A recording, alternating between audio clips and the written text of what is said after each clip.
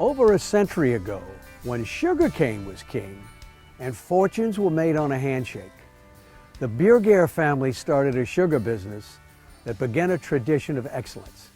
Today, our company, whose headquarters are still in Franklin, Louisiana, is thriving with operations in multiple states, 3 lines of land-based business, and a tradition of family stewardship.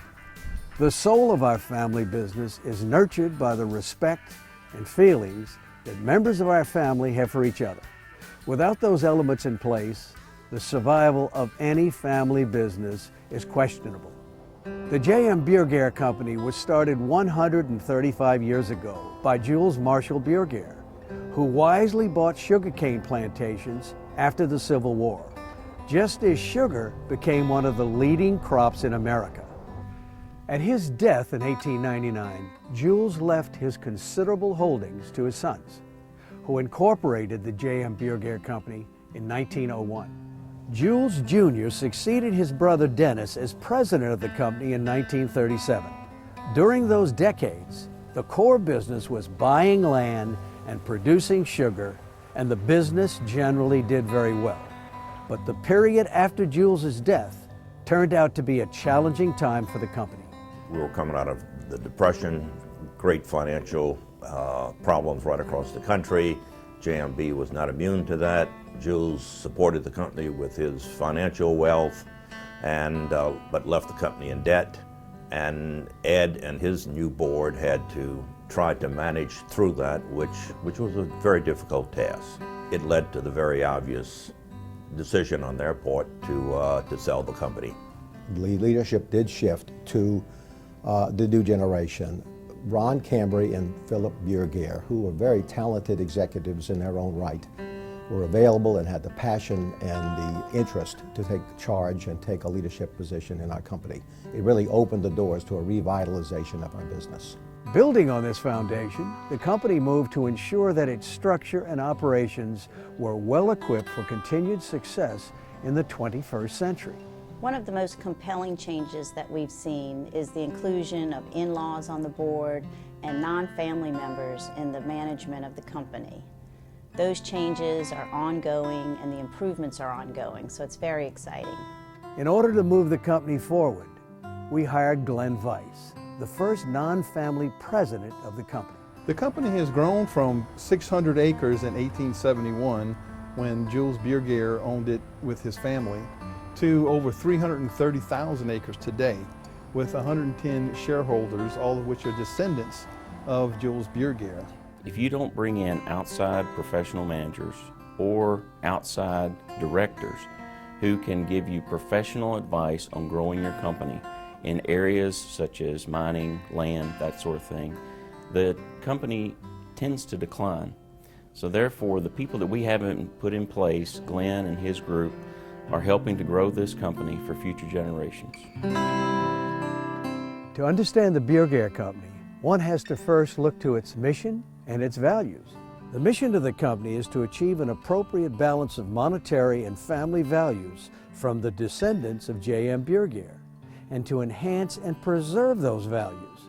JMB's corporate values are to operate in accordance with the highest ethical standards in all relationships. We are actively undertaking the study of family businesses. We want to make sure that current shareholder needs are met and the needs of future generations. The legacy of our company is to build value in land. The land holdings assembled over 135 years are now a bridge to new opportunities. JMB owns 20,000 acres of land in Louisiana, 270,000 acres of mineral and access rights in Florida, and 34,000 acres of land in Texas. We can buy land and sell land and manage our way through these sometimes complex transactions.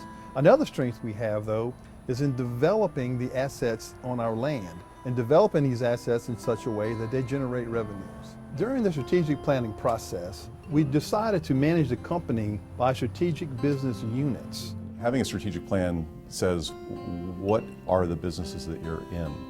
What are your core competencies? How do you align those core competencies with the opportunities available to you?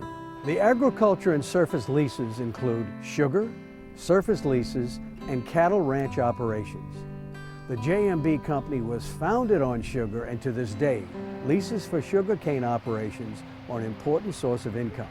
However, sugar is a mature industry with limited growth opportunities. The company also maintains a small cattle herd in Texas, generating a modest source of income to help pay property taxes and maintain the land. Confining yourself to one geographic region, you only have a certain set of opportunities. So by buying the land in West Texas, I do believe that this holds a really phenomenal potential to basically contribute to the next windfall economic situation we have in the company. The Minerals Strategic Business Unit includes salt, water, oil, and gas extraction rights. The lease to the salt holdings has been the most valuable part of the J&B portfolio, and continued income from that lease is expected. But the company cannot look to salt and oil alone for growth.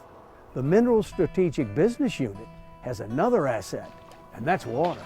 J&B has one of the most extensive, important aquifers in the entire West Texas territory. This aquifer could potentially serve the growing population of more than 1 million Texans who all need water. The idea is that it's going to help provide opportunities for future generations of our company. The environmental unit is projected to have the greatest opportunity for significant growth over the next decade. It includes all activities in wetland mitigation banking and conservation. Louisiana contains some of the best wetland banking opportunities in the country. This is an exciting growth area that allows J&B to leverage its land holdings, contacts among landholders in the region, and a tradition of responsible stewardship of the land.